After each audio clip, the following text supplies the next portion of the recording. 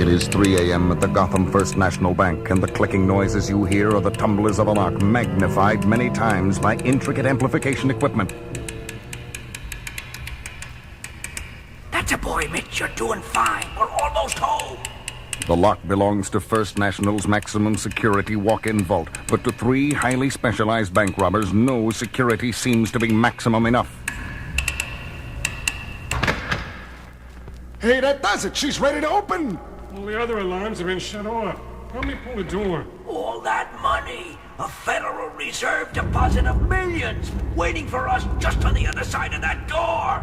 Jeez, Mitch, this thing is 2 feet thick. Okay, I'm helping. Almost. Just a little more.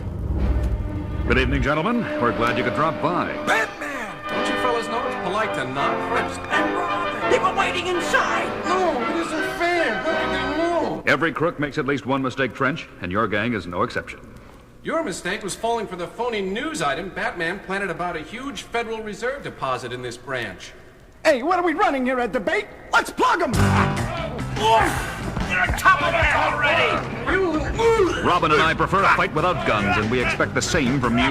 Batman, look out! The third one has another gun? Not a gun, boy wonder. Something far more useful. The bank robber flips a switch on the strange circuit-studded gadget in his hand, and at once the air is filled with a piercing, ear-splitting sound. Ears! Oh, me too, Robin. I can't even think straight. That's the whole idea behind our sonic disruptor, Batman. A few more seconds of this and you and a punk will be on the floor in agony. Yeah, while we stand back and enjoy the show, thanks to the special high-frequency earplugs the 3 of us are wearing. Oh, covering my ears as tight as I can. It doesn't help. Hold on as long as you can, Robin. Fight it. Yet not even the dynamic duo can withstand the terrible onslaught of sound for long. And as they drop to their knees... Seeing this was worth getting beat up for! From every direction, the nightmarish screeching sound seems to surround them, until the bank robbers look up to see a frightening form circling above their heads. A creature the size of a man, with the unmistakable ears and leathery wings of a bat. What is it? It's the most horrible thing I've ever seen. Sonic disruptor doesn't even phase it. I'm getting out of here. Me too! Wait for me! In the frenzied confusion, the sonic disruptor falls, and its ear-splitting drone ceases at once, as the cowled crusader and the boy wonder look up to see... Batman! That thing! It's going after the bank robbers! I know, Robin. Hey! Hey, put me down! Ah, it's got me in its claws! Look out! He's dropping you on top of him! Do you believe this? It slammed 2 of them together. Now it's pulling the third crook into the air. Help! Help! And knocking him senseless into the side of the wall. What a show! The creature's flying away, Batman. Let's go after it. No, Robin. The least we can do in gratitude for its help is to leave Man-Bat in peace. Man-Bat? You know this guy? Monster, whatever he is? Yes, and I know he must be in great pain right now. That's why he flew off. I don't understand. Like a true bat, Man-Bat's hearing is ultra-sensitive to even the minutest sounds. If you think that sonic disruptor was rough on us, I'd hate to imagine how it must have felt to him.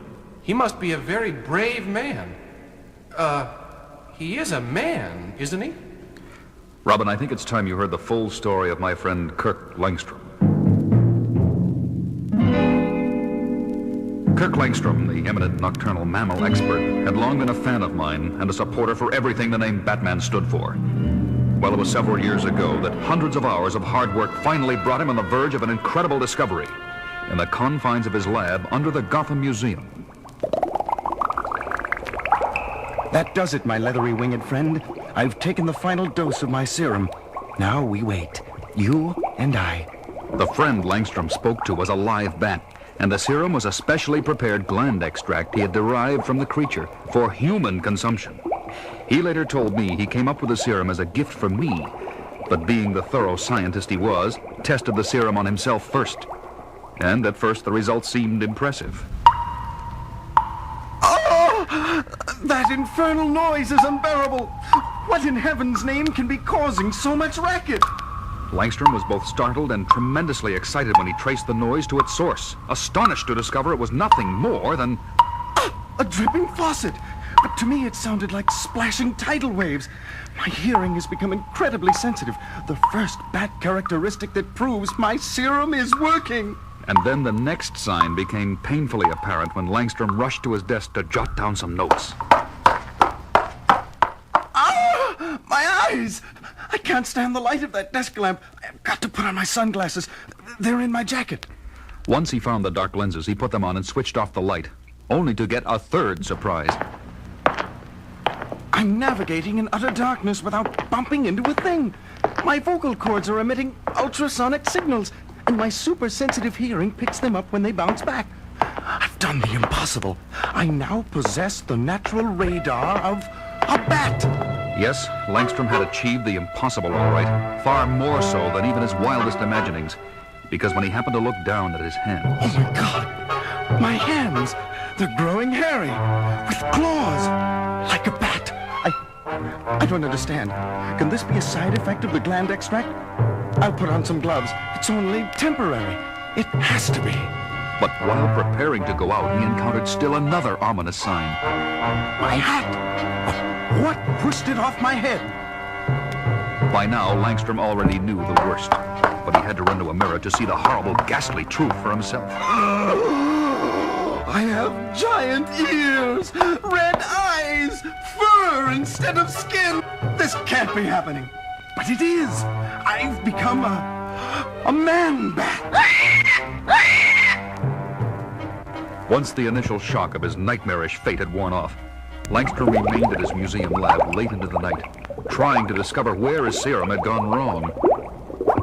Until his work was interrupted by a ruckus in the jewelry exhibit upstairs in the museum. It was the Blackout Gang at work, a group that wore special equipment to enable them to operate in the dark. But that night they were encountering opposition, namely me. It's Batman! We've got the advantage! We can see him, but he can't see us! Jump him!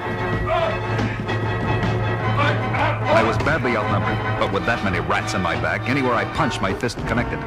I was holding my own well enough when all of a sudden... I see it too, but I wish I didn't. This freak is even worse than Batman. Yes, Robin, that night I had a new ally, as Batman and Man-Bat fought side by side to mop up the rest of the gang. You all right, Batman? Sure, friend. Thanks to you. There's so much I need to know about you. No, it's all gone wrong. I want no part of you or anyone else. Don't go! Come back! Let me try to help you! He flew off into the night, and it wasn't until months later that I learned that he was really Kirk Langstrom, and that his once noble mind had become dangerously unstable as a result of the serum. That's some story, Batman. Did it ever have a happy ending? Finally, after several months, I was able to catch up with him and administer the chemical antidote that turned Langstrom back to his human form. Everyone had high hopes for his recovery, especially when Langstrom decided to marry his fiancée, Francine, soon after that.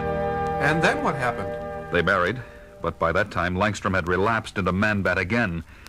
And he persuaded poor Francine to take the gland extract so that she, too, became a bat. It was his way of getting her to prove her love for him.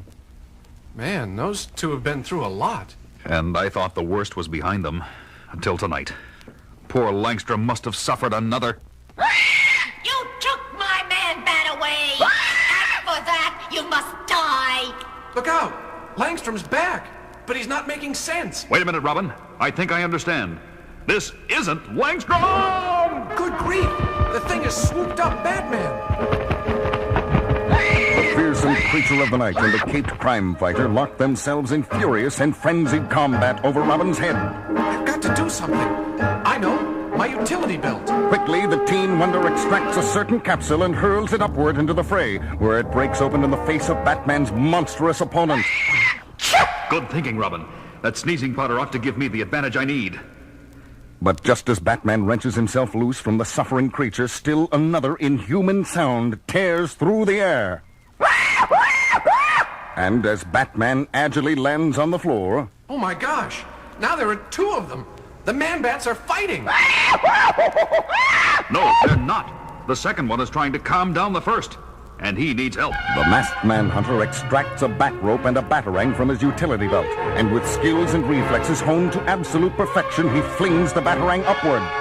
Right on, Batman! Your bat line is wrapping itself around both of them, binding them together.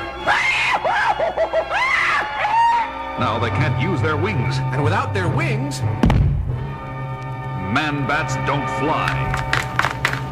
But when the dynamic duo runs up to the grounded inhuman pair... Look, Batman! The bigger one's got something in his hand. They're 2 hypodermic needles. Now I know what to do. And Batman does it, wasting no time and injecting each creature with one of the hypodermics. Oh, they're changing, losing their wings, becoming human again, becoming a man and a woman. Oh, Kirk, I'm so sorry. I lost control of myself. To think I would try and kill Batman. It's okay, honey. It was the serum warping your mind. You didn't know. What happened, Kirk? It's all a misunderstanding, Batman. I was long overdue from an expedition in South America, and poor Francine was worrying about me here at home. Yesterday I was rummaging through Kirk's lab, very depressed, and I was so despondent I mistook the bat extract serum for my own drink. The next thing I knew, I was a bat.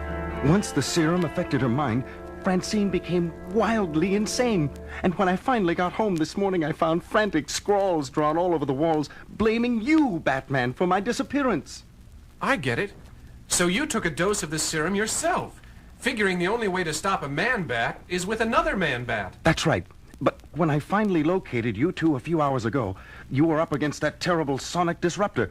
So I gave you a helping hand with those bank robbers. I'll say you did. That must have been murder on your bat ears. And while Kirk took some time to recover, Francine caught up with us and attacked. Batman, can you ever forgive me? I already have, Francine. Well, I may never forgive you, Batman. Not unless you get around to introducing me to your friends. Sorry, Robin. Kurt, Francine, I'd like you to meet my protege and junior partner.